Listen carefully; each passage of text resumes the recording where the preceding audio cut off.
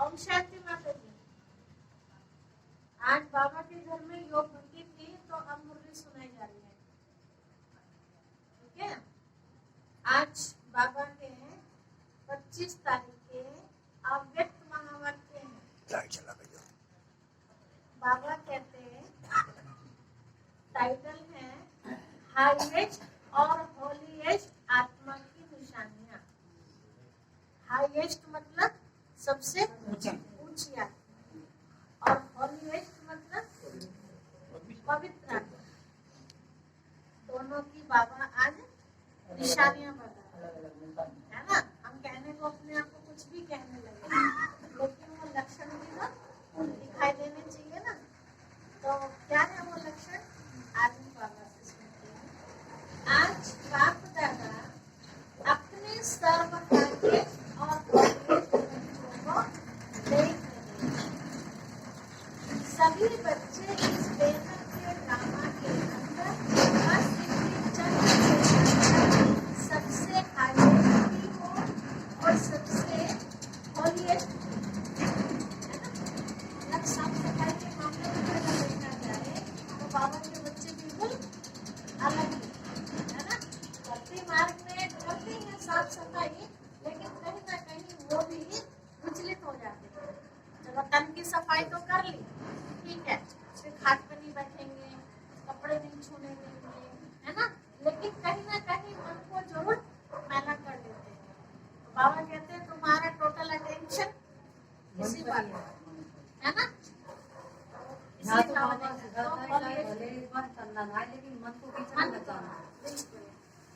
इसलिए कहा कि दोनों तरह से बच्चे हाईएस्ट ऊंचे भी हैं और पवित्र भी हैं। सभी बच्चे इस बेहद के ड्रामा के अंदर व सृष्टि चक्र के अंदर सबसे हाईएस्ट भी हो और सबसे ज्यादा होलीएस्ट भी हो। आदि से अब संगम तक देखो कि आप आत्माओं से कोई हाईएस्ट श्रेष्ठ बना है। पूछ रहे बाबा आदि से लेके सतयुग से लेके अब तक पूरे सृष्टि चक्र के अंदर चेक करो कि आपसे ज्यादा कोई हाईएस्ट या होलीएस्ट बना है।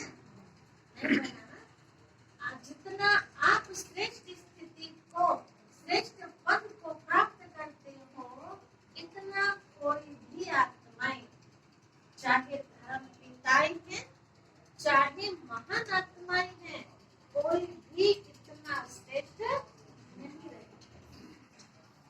क्योंकि आप ऊंचे से ऊंचे भगवान द्वारा डायरेक्ट पालना पढ़ाई और श्रेष्ठ जीवन की श्रीमत लेने वाली आत्माएं हो।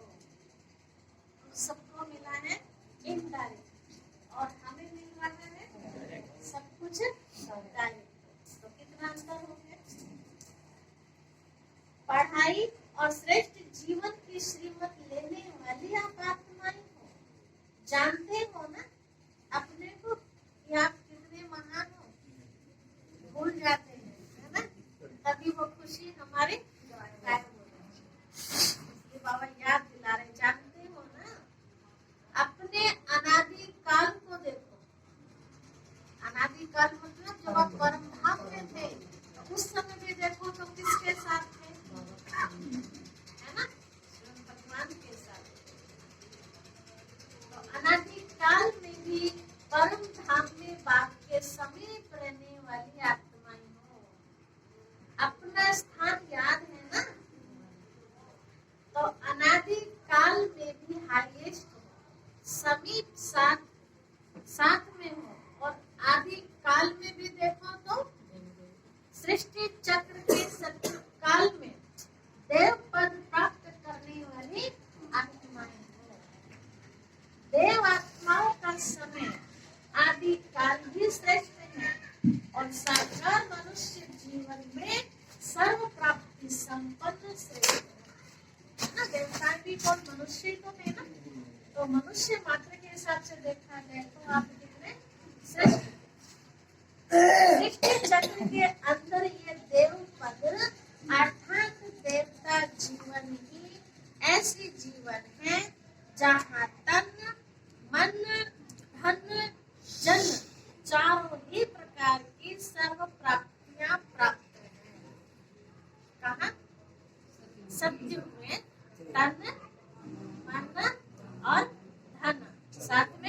जन मतलब परिवार।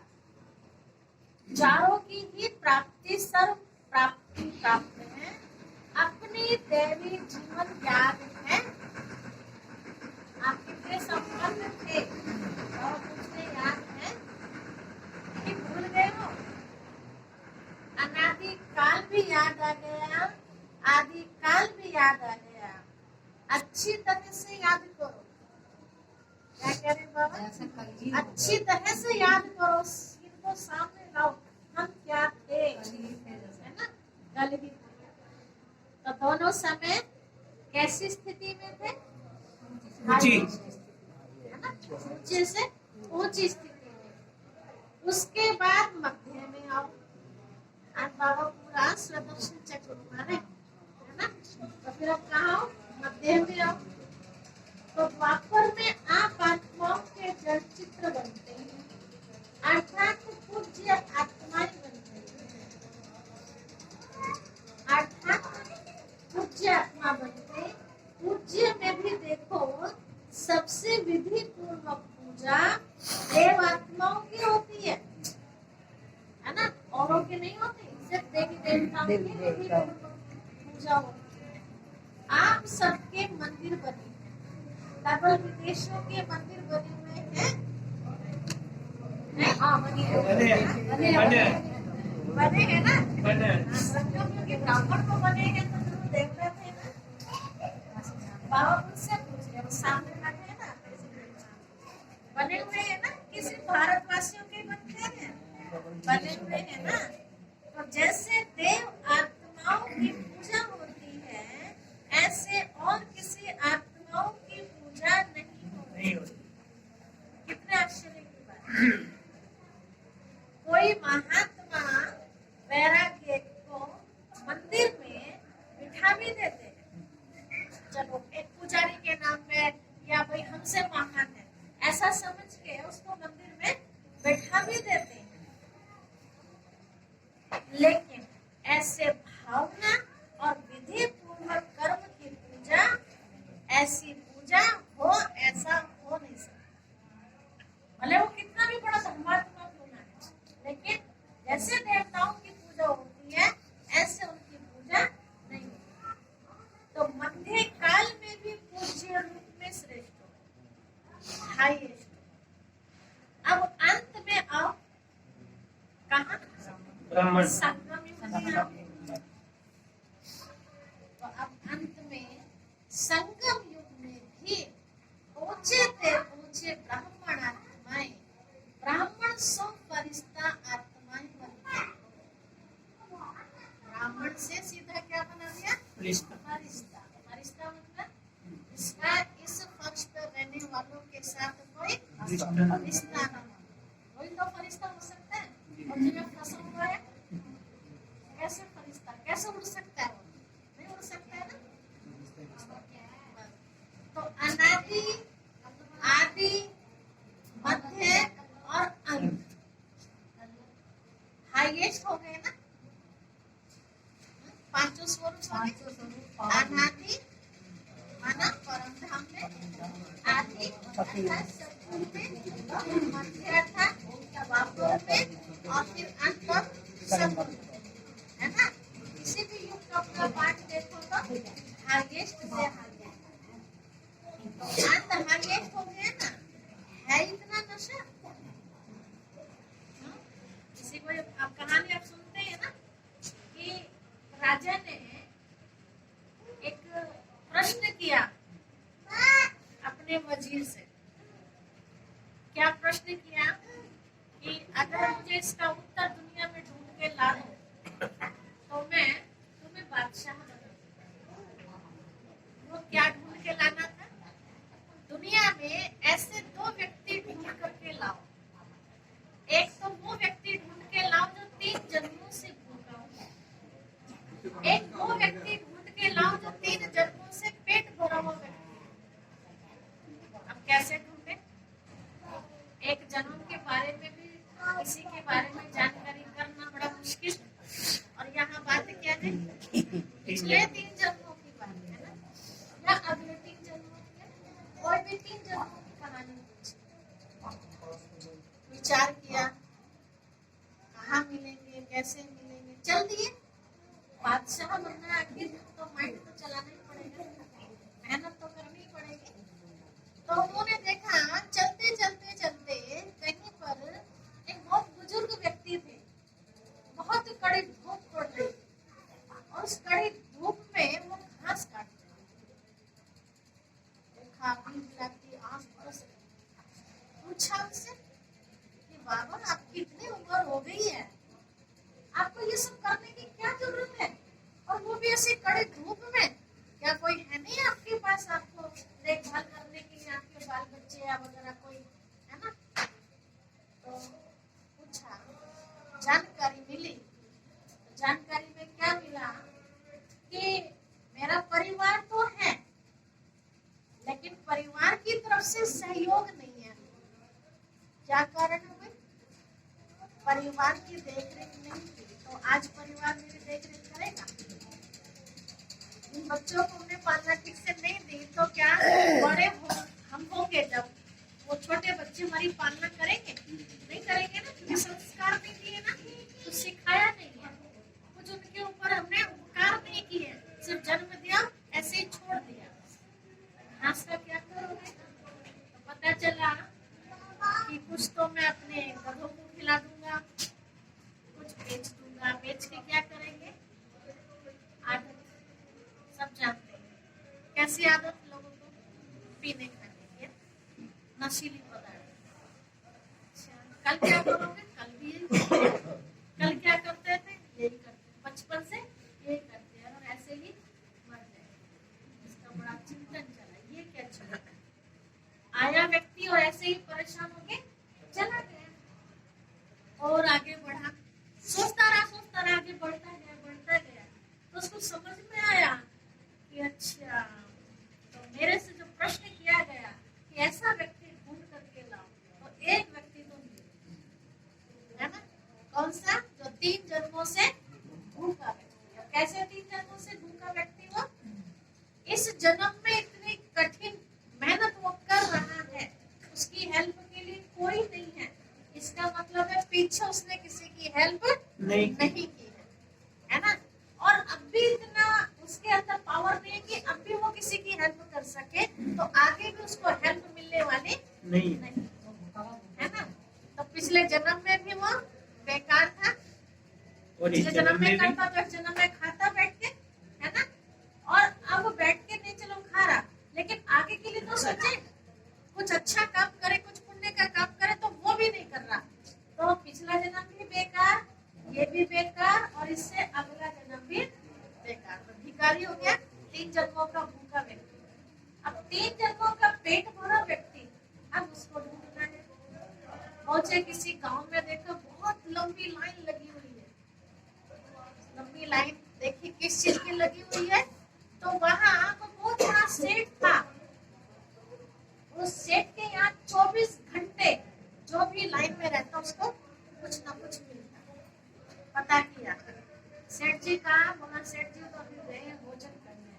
कि कौन बांटने का? सेठ जी ने सबकी ड्यूटी लगा रखी है, कभी कोई बैठेगा, कभी कोई बैठेगा, कभी कोई बैठेगा, लेकिन इस दर से कोई भी खाली हाथ नहीं जाएगा। तो उसको समझ में आया, वो ये है 3 जन्मों का पेट भरा है ना? तो पिछले जन्म में कितना ना उसने पुण्य कर्म किए, जो इस जन्म में इतना बड़ा साहूकार बन गया। और आज भी क्या कर रहे हैं वो? आज भी ले रहा है ना? और सबकी दुआएं मिल रही है ना? सभी लाचार नहीं होते, कुछ ऐसे भी हो जाते हैं निठल्ले भी खाने के लिए, लेकिन कुछ बिल्कुल ऐसे भी दरिद्रता वाले आते हैं, उनके अंदर से बहुत दुआएं निकलती हैं, और वो दुआएं अगले जन्म में हमारे काम आती है ना? तो ये है 3 जन्मों का पेट भरा। अब यहाँ वहाँ हमने सुनी 3 जन्मों की बात, और यहाँ हम सुन रहे हैं 4 जन्मों की पूरे चक्र की कहानी है ना? 5000 वर्ष का ये नाटक है। इस नाटक में जहाँ जहाँ हमने एक्टिंग की, तो सारी एक्टिंग में हम हीरो ही रहे, है ना? कभी हम नॉर्मल तरीके से हमने पार्ट नहीं बजाया, तो तो हीरो तो नजर किस पर होती है? हीरो पिक्चर में हीरो पे तो होती है। आज हम घर से बाहर निकलते हैं, चाहे ब्रह्मा कुमारी बहनें हो, चाहे घर में रहने वाले आप सब हो, है ना, तो सबकी नजर किस पे होती है? लाल सूट पे रखा जी, है ना, लाल तो किसी और ने भी पहन रखा होगा, हमारे सूट पे क्यों नजर गई? आप कोई खरीदारी कर रहे हो, शांति वाली खरीद रही है, क्योंकि खरीदारी तो और भी कर रही है। आप थोड़ा सा किसी से कुछ बातचीत हो जाती है और टाइट बोलना पड़ जाता है, टाइट तो लोग तो गाली भी देते, उन्हें कोई कुछ नहीं कहता। हमारा थोड़ा सा सीरियस होकर टाइट बोलना भी उनको लगता है ये क्या है ना, ज्ञान वाले, ठीक है, शांति वाली ऐसा करी, हम शांति वाली ऐसा, तो क्यों नजर हमारे पर? हम कौन है? कौन है? हम हीरो है ना, तो हीरो भी तो नजर होती है। तो इसीलिए बाबा कहते हैं हमेशा इस नशे में रहो। तो इतना नशा है, चेक करें अपने आप को, है अभिमान नहीं, स्वमान, है ना, अभिमान तो गड़बड़ कर देगा। स्वमान का नशा है। स्वमान का मतलब स्वयं को ऐसा मान ले हम कि जैसा बाबा ने कहा वास्तव में आत्मा ऐसी ही हूँ। स्वमान का मतलब है स्वयं को ऐसा मान ले कि हम ऐसे हैं, ठीक है। स्व अर्थात आत्मा का, श्रेष्ठ आत्मा का रूहानी नशा है। तो सारे चक्र में हाईएस्ट भी हो और साथ साथ हॉलीएस्ट। इसलिए तो लोग दूर भागते, हमारी बस की नहीं है जितने नियम करना, है ना। इतनी कड़ाके की ठंड पड़ रही फिर भी नहाना, कितनों को नहाने से कितना डर लगता है। तो कहते हैं बच्चे, चाहे और आत्माएं भी होली अर्थात पवित्र बनती है ना। वापस से लेके इतने ऋषि मुनि आदि आए हैं, वो सब भी तो उन्होंने भी तो मेहनत की है ना इस चीज की, ऐसे तो नहीं हुई ना। तो बाबा ने को और आत्माएं भी बनी है पवित्र, लेकिन आपकी वर्तमान समय की पवित्रता और फिर देवता जीवन की पवित्रता सभी से श्रेष्ठ और न्यारी है। इस समय भी संपूर्ण पवित्र अर्थात होली बनी है ना। उस समय की पवित्रता में और आज की पवित्रता में धरती आसमान का अंतर है। जब संन्यास धर्म आया तो रजो प्रधान थे अवस्था उस समय, है ना, सृष्टि चक्र के हिसाब से। तो कोई, और वो भी रजो प्रधान स्थिति में भी पवित्र बने तो कैसे बने? घर में रह के नहीं, वो भी हट त्याग तो कौन सा बड़ा बलिदान किया, है ना। और आज तमो से तम प्रधानता का समय है, ऐसे समय में रह के बाबा के बच्चे एक साथ रह करके पवित्र बनते हैं। तो बहादुरी किसकी है? हमारी, है ना।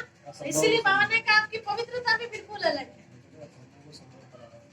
संपूर्ण पवित्रता की परिभाषा बहुत श्रेष्ठ है और सहज भी है। संपूर्ण पवित्रता का अर्थ ही है स्वप्न मात्र भी अपवित्रता मन और बुद्धि को टच न करे। मतलब स्वप्न में भी गंदे कोई सीन ना आए, इसे कहेंगे संपूर्ण पवित्रता।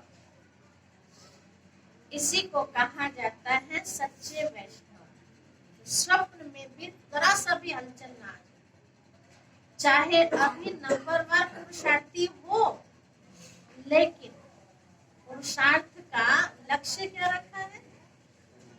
भले ऊपर नीचे स्थिति होती है, बाबा ने कहा, लेकिन लक्ष्य क्या रखा है? संपूर्ण पवित्रता का ना। और सहज पवित्रता को धारण करने वाली आत्माएं हैं। सहज क्यों है?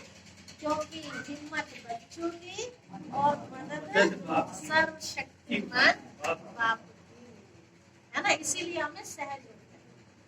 शायद अगर बाबा ना होता, हमारा भी कनेक्शन किसी धर्म पिता के साथ या किसी ऋषि मुनि के साथ होता, तो ताकत मिलती हमें नहीं, क्योंकि वे बड़ी मुश्किल से अपने आप को संभालते हैं, फिर हमें कहाँ से वो पावर दे सकते हैं। तो इसीलिए सहज हो जाए, हिम्मत हमारी और मदद सर्वशक्तिमान बाप की। इसीलिए मुश्किल व असंभव भी संभव हो गया और नंबरवार हो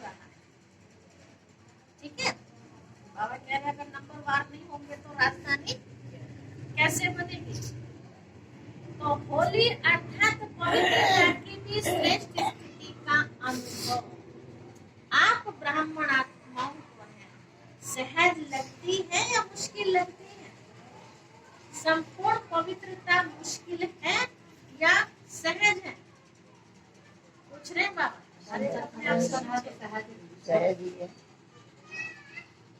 बाबा कहते हैं संपूर्ण बनना ही है, ये लक्ष्य है ना, लक्ष्य तो हाईएस्ट है ना, कि लक्ष्य ही ढीला है, कोई बात नहीं, सब चलता है, सब थोड़ी ना राज्य बैठेंगे, है ना। कई बार आते हैं ना, कई बच्चे तो बोल भी देते हैं, है ना, दीदी अब तो आपकी दासी बन जाएंगे, वो भी हाँ क्लास में ऐसे बोल देते हैं। अब तो ये होता होगा जी की दासी तो बनेंगे जाके, ये सहज पवित्र आत्माएं है नहीं, अब हम बन रहे, बाबा ने कही है ना, मुरली में कही, आप आगे आगे हम पूर्ण नहीं बन सकते पवित्र नहीं, बाबा बोलेंगे दादी कैसे बनेंगे?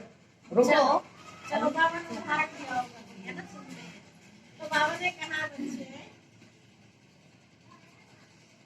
ढीला है कि कोई बात नहीं, सब चलता है, नहीं, ये तो नहीं सोचते हो थोड़ा बहुत तो होता ही है, ये तो नहीं सोचते हो थोड़ा तो चलता ही है, चला लो, किसको क्या पता पड़ता है, कोई मनसा थोड़ी देखता है, चलो कल्पना में तो किसी को पता नहीं चलेगा, लेकिन मन में क्या तूफान उठ रहा है ये थोड़ी ना किसी को पता चलता है, कर्म में तो आते ही नहीं है, लेकिन मनसा के वाइब्रेशन में छिप नहीं सकते, चेहरे पर आता है ना सब कुछ, ये हमारा दर्पण है।